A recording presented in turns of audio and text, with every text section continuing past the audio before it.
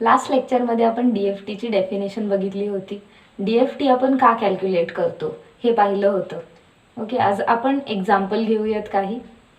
So आपल्याला माहितीच आहे की आपण DFT फायनाईट लेंथ सिक्वेन्ससाठी कॅल्क्युलेट करतो. आणि DFT काय आहे? DTFTचं सॅम्पल्ड व्हर्जन आहे, जे की आपण फार थोड्या फ्रिक्वेन्सी पॉईंट्सना कॅल्क्युलेट करतो. सो पहिलं एक्झाम्पल आपण घेऊया. Find 4-point DFT of x of n. Sequence is given as 3 like this. आता ह्याचा आपल्याला 4-point DFT कॅल्क्युलेट करायचा आहे. 4-point DFT म्हणजेच कॅपिटल N ची व्हॅल्यू 4 आहे. ओके, डेफिनेशन लिहूया आपण. x of k is equal to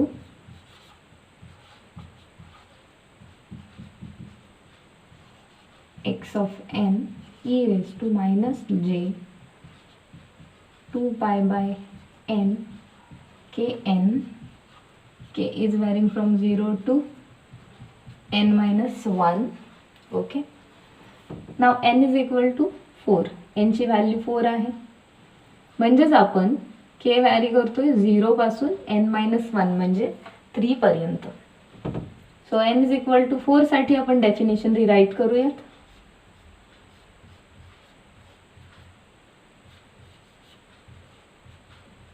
zero to 3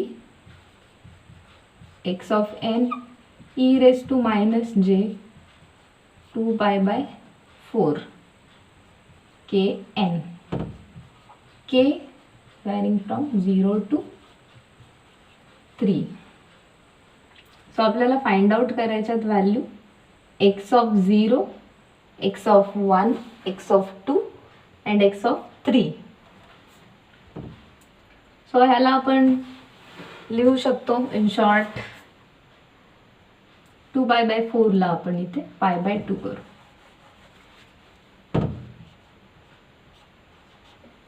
okay, k is equal to 0 साठी x of 0 डेफिनेशन आपण रिराईट करायची आहे. 0 to 3 x of n e raised to minus j pi by 2. k ची value 0 ठेवूयात to n. e raised to 0 होईल, हे equal to 1 होईल. e raised to 0 1 होईल. So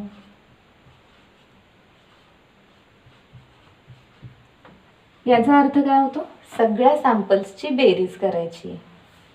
x of 0, x of 1, x of 2 आणि x of 3 म्हणजे या सगळ्या सॅम्पल्सची बेरीज करायची आहे.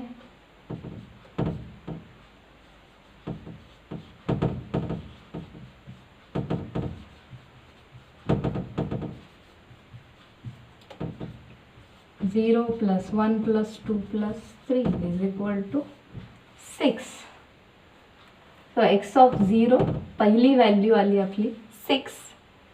सेकंड व्हॅल्यू कॅल्क्युलेट करूयात आपण.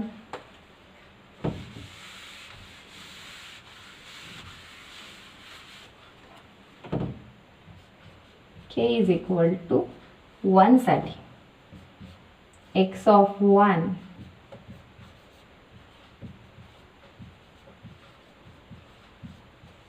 e raised to minus j pi by 2 n. Now n vary करतो 0 to 3. सो आपण डेफिनेशन स्प्रेड करून लिहूयात. x of n, n is equal to 0 साठी x of 0 e raised to minus j pi by 2 to 0 plus x of 1, n is equal to 1 साठी e raised to minus j pi by 2 1 plus x of 2 e raised to minus j pi by 2 into 2. Plus x of 3 into e raise to minus j pi by 2 into 3. X of 0 आहे, e raise to 0 1, so 1 into 0. ही value आपण values लिहूयात. ही value होईल 1. X of 1 आहे, e raise to minus j pi by 2. आता हे solve कसं करायचं आहे आपल्याला. E raise to j theta, E raise to जे pi by 2. E raise to जे थीटाला आपल्याला कॉसच्या आणि साईनच्या टर्म्समध्ये लिहायचं आहे. फेजरला कॉस आणि साईनच्या टर्म्समध्ये आपण कसं लिहितो, e raise to j theta असेल तर कॉस ऑफ थीटा, इथे मायनस साईन आहे म्हणून cos of theta minus j sine theta. So इथे आपण लिहूयात cos pi by 2 minus j sine pi by 2 plus x of 2. X of 2 आहे 2 E raise to जे पाय आहे. ओके, म्हणजे इथे ब्रॅकेटमध्ये cos pi minus j sine पाय. नेक्स्ट सॅम्पल काय आहे 3. X of 3 is 3 into cos, angle काय आहे 3 पाय बाय 2, कॉस 3 पाय बाय 2 मायनस जे साइन 3 पाय बाय 2. ओके, आता हे सगळं सॉल्व केल्यावरती आपण मल्टिप्लाय केल्यानंतर I've calculated the answer. The answer is -2 plus 2j. Okay, तो हा झाला दुसरा पॉईंट. अशा प्रकारे आपल्याला एक्स ऑफ 2 आणि एक्स ऑफ 3 कॅल्क्युलेट करायचे आहेत. सो ह्याचं फायनल आन्सर राहील. पहिला पॉईंट होता 6, दुसरा पॉईंट होता हा.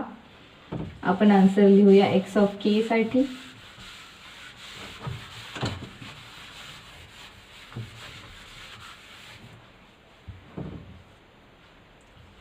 First point x of 0, x of 1, then x of 2. Precalculated value आहे क्या, मी लिहून ठेवते रेफरन्ससाठी.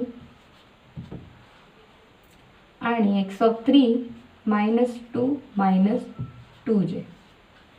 सो हे असे 4 पॉईंट आपल्याला मिळालेले आहेत. ओके, आता आपण दुसरे एखादे एक्झाम्पल बघूयात.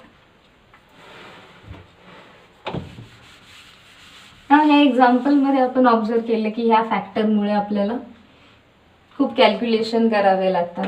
काही पॉईंट्स जे आहेत तुम्ही अजून एक्झाम्पल सॉल्व केल्यावर तुमच्या लक्षात येईल की आपण पुन्हा पुन्हा तेच व्हॅल्यूजसाठी कॅल्क्युलेट करतोय. म्हणजे ई रेस टू जे आणि अँगलसाठी काही व्हॅल्यूज सेम येतात आणि हे लिहिण्यासाठी सोपं पडावं म्हणून सुद्धा एक सिम्प्लिफाईड डेफिनेशन आहे. सो आपण ती डेफिनेशन आधी बघूया आणि नंतर एक्झाम्पल्स बघूयात. सो आपली डेफिनेशन आहे अशी एक्स ऑफ के DFT साठी. तर ह्या डेफिनेशनमध्ये आपण एक इथे पॅरामीटर ठेवणार आहोत, omega n is equal to e raise to minus j 2 pi by n. So आता ह्या फॅक्टरला आपण असं इथे ठेवलं तर डेफिनेशन काय होईल, new definition x of K is equal to 0 to n-1 x of n. इथे आपण हा फॅक्टर ठेवूयात, omega n raise to kn, where k is varying from 0 to n-1. आता इन्व्हर्सच्या डेफिनेशनमध्ये सुद्धा आपण हा फॅक्टर लिहू शकतो. इन्व्हर्सच्या डेफिनेशनमध्ये E raise to J 2 pi by n आहे. ओके. सो डेफिनेशन लिहूया आपण इन्व्हर्सची. X of N 1/n k varying from 0 to n minus 1 capital X of k e raised to j 2 pi by n kn, where n is varying from 0 to n minus 1. So ह्या डेफिनेशनमध्ये इथे minus sine नाही आहे. So हा factor काय होईल, omega n raise to -1 होईल इथे. Modified definition काय होईल, 1/n k varying from 0 to n minus 1 x of k, sorry आपल्याला इथे फॅक्टर लिहायचं आहे, omega n sorry raise to -kn. So ह्या फॅक्टरला आपण ट्विडल फॅक्टर म्हणतो. Twiddle factor. ओके. याच्याविषयी आपण डिटेलमध्ये बोलणार आहोत नेक्स्ट लेक्चरमध्ये. सो ह्या 2 डेफिनेशन होतील मॉडिफाईड. लिहिण्यासाठी आपल्याला जास्त कन्व्हिनियन्स आहे आणि हे आपल्याला मॅट्रिक्स फॉर्ममध्ये पण लिहिण्यासाठी कन्व्हिनियंट पडावं म्हणून ह्या डेफिनेशन मॉडिफाय केलेल्या आहेत. सो ह्या आहेत 2 डेफिनेशन मॉडिफाईड केलेलं डेफिनेशन DFT साठी आणि इन्व्हर्स DFT साठी. ओके. नाव आता आपण गणित बघूया वेगळं.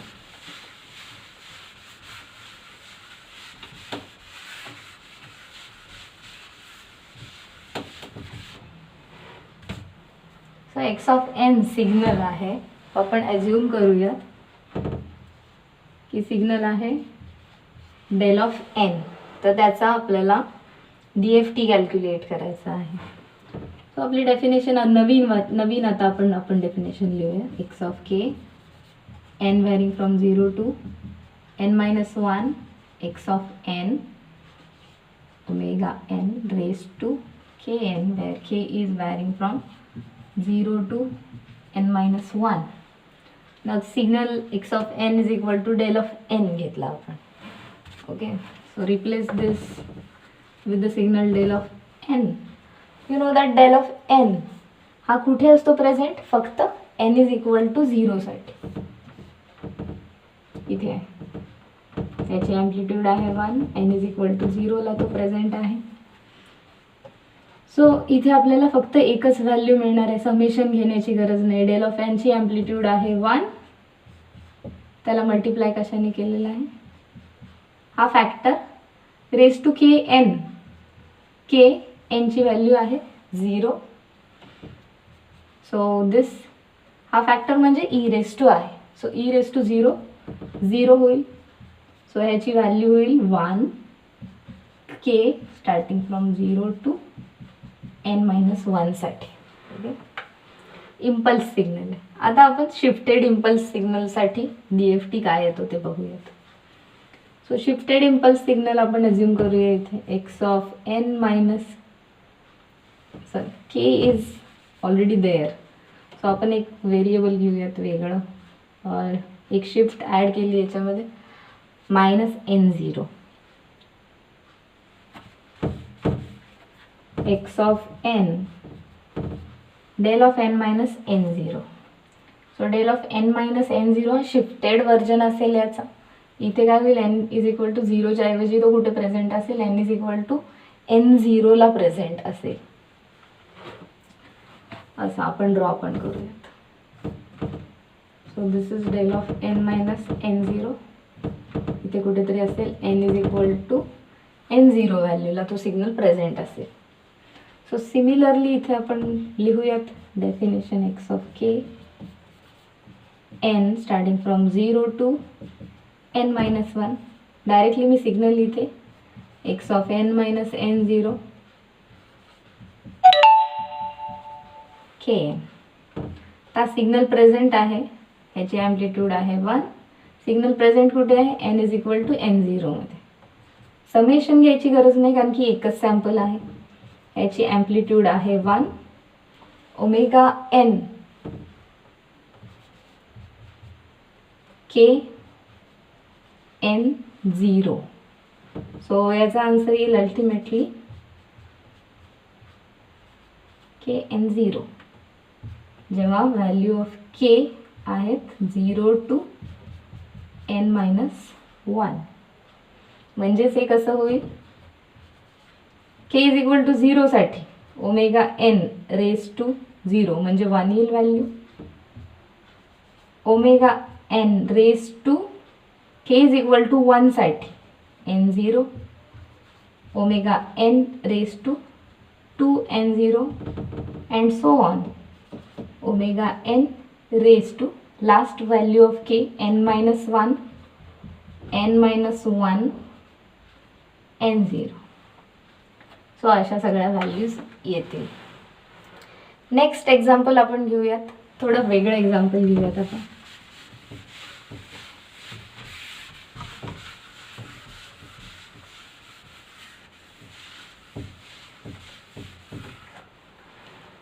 x of n is equal to a raised to n.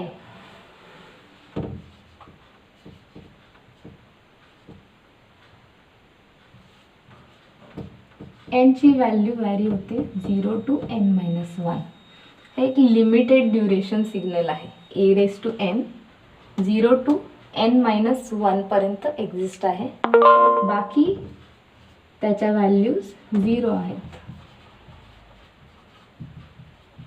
Otherwise हा सिग्नल 0 आहे. सो आपण डेफिनेशनमध्ये हा सिग्नल लिहूयात. Definition x of n. So ह्या रेंजसाठी हा सिग्नल आहे a raised to n, e raised to -j 2 pi by n kn, k varying from 0 to n-1. Okay.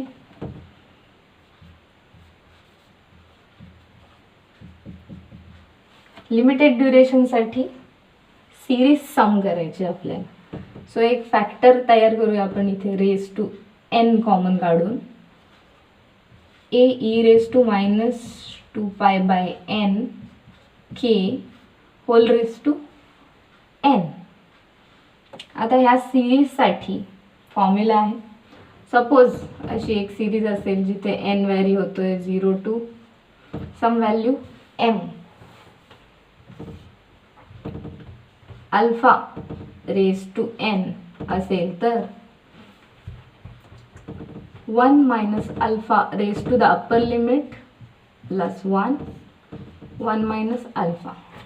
So हा फॉर्म्युला आपण अप्लाय करूया तिथे. ते काय होईल 1 minus a e raise to -2 pi by n k. Okay.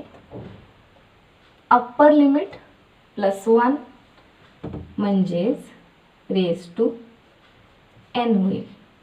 हा factor raise to n divided by 1 minus a e raise to -j 2 pi by n k.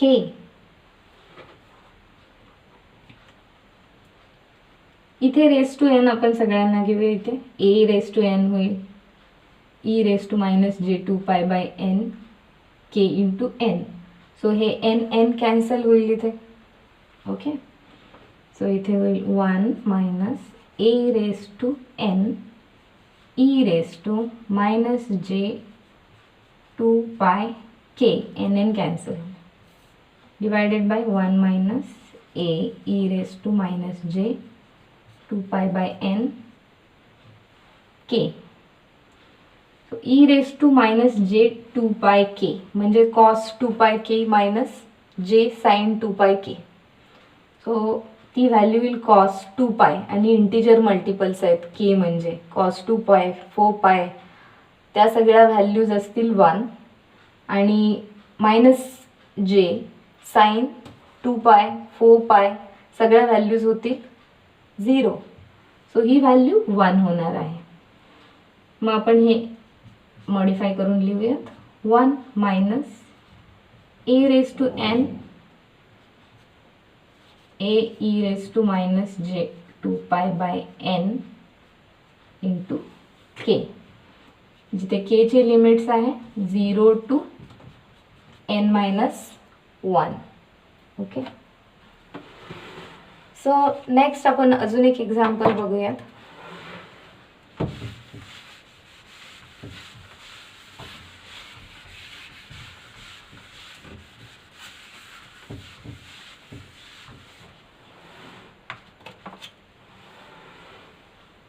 x of n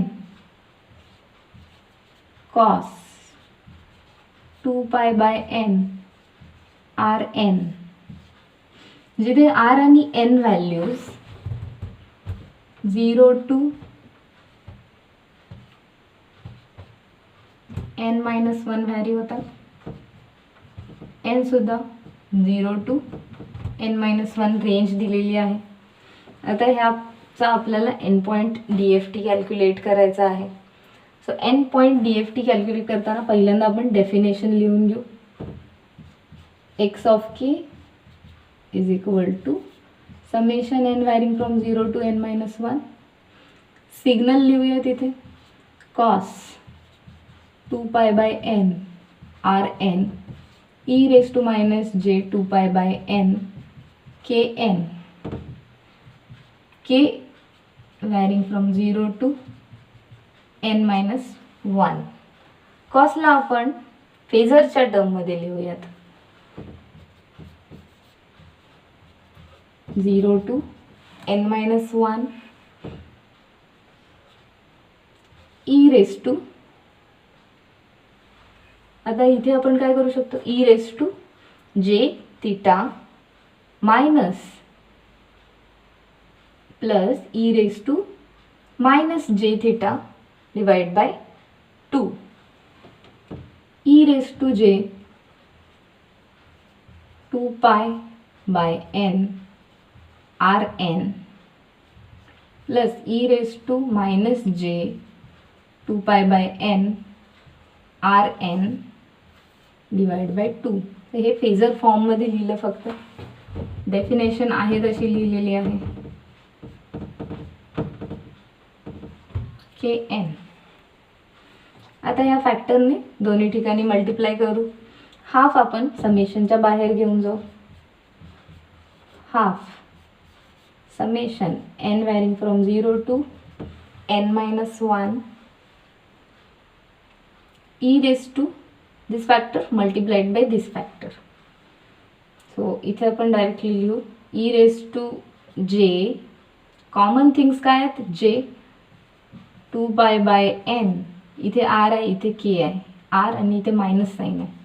so r minus k n. Okay. हा पहिला factor आहे. दुसरा factor हे multiplied by हे e raised to minus j common आहे, 2 pi by n common आहे, r आणि k, r plus k n. Okay. ना आता इथे बघा, इथे आपण समेशन करतोय दोघांची पण. Summation of this factor e raised to जे काही व्हॅल्यू आहे ते. सो ह्या व्हॅल्यूज r आणि k हे दोन्ही इंटिजर आहेत, नंबर्स. मग ज्या वेळेस r मायनस k ही व्हॅल्यू 0 होईल त्यावेळेस काय होईल, हा फॅक्टर 1 होईल. त्यावेळेसच यांची समेशन काय येईल, असं होईल तिथे summation n varying from 0 to n-1 e raised to हे जर 0 झालं तर काय होईल 1. सो n 0 to n-1 पर्यंत म्हणजे n व्हॅल्यूज आपण सम करतोय. सो n व्हॅल्यूज सम करतोय 1. सो ती व्हॅल्यू काय येईल, अशा व्हॅल्यू काय येतील, that will be equal to n. ते n होणार आहे, पण ते कधी होईल, ज्यावेळेस r मायनस k ही व्हॅल्यू 0 होईल त्यावेळेसच. बाकीच्या वेळेस त्या व्हॅल्यूज काहीतरी वेगळ्या व्हॅल्यूज होतील आणि त्यावेळेस ही व्हॅल्यू 0 होईल. सो एकाच व्हॅल्यूला फक्त ही व्हॅल्यू काहीतरी आन्सर देईल, ते असेल n. ओके. तर हे कधी होईल, ज्यावेळेस r minus k is equal to 0 असेल, तेव्हा त्याचा आन्सर येईल ही व्हॅल्यू होईल समेशन, ही व्हॅल्यू होईल n, पण ती कधी होईल ती व्हॅल्यू? डेल ऑफ ज्या वेळेस ही व्हॅल्यू r मायनस k 0 असेल, म्हणजेच r is equal to k असेल. r is equal to k असल्यावरती व्हॅल्यू 0 होणार आहे. मग आपण इथे लिहू शकतो del of k minus r. Okay, plus ही व्हॅल्यू जेव्हा r प्लस k व्हॅल्यू 0 होईल त्यावेळेस ही व्हॅल्यू 0 होणार आहे. e raise to 0 is equal to 1 असेल आणि हे समेशन घेतल्यावरती n पॉईंटसाठी 1 n वेळा सम केल्यावरती काय होईल? n येईल. सो इथे पण n येईल, बट हे कधी होईल? ज्यावेळेस k is equal to minus r असेल. k is equal to minus r. आता आपण बघतो की हे पिरियडिक आहे. किती पिरियड आहे त्याचा? Capital N. सो याला आपण असं पण लिहू शकतो, हे कधी होईल? हे असं कधी होईल? k is equal to n minus r असे सुद्धा असेल त्याचं. So del of k plus r minus n. Okay, आता हेच आन्सर आपण वेगळ्या पद्धतीने पण लिहू शकतो. x ऑफ k ची व्हॅल्यू काय आहे? हाफने डिवाइड केलं तर n/2. ह्याची ॲम्प्लिट्यूड किती आहे? 1 आहे. सो याला आपण म्हणू शकतो की कधी k ची व्हॅल्यू r असेल त्यावेळेस n/2 आन्सर असेल. ही व्हॅल्यू काय असेल? k ची व्हॅल्यू n मायनस r असेल त्यावेळेस.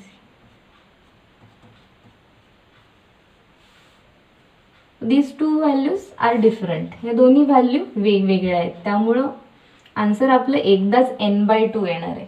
सायमल्टेनियसली हे दोन्ही फॅक्टर 1 नसणार आहेत. अदरवाईज 0 असेल आन्सर. सो हे आपण असं लिहू शकतो. तर हे झाले आपण काही एक्झाम्पल बघितलेले आहेत. नेक्स्ट लेक्चरमध्ये आपण ट्विडल फॅक्टरच्या प्रॉपर्टीज बघूयात आणि ट्विडल फॅक्टरचा मॅट्रिक्स फॉर्म्युलेशनच्या फॉर्ममध्ये DFTची डेफिनेशन किंवा कॅल्क्युलेशन करण्यासाठी कसा वापर होतो ते पाहूयात.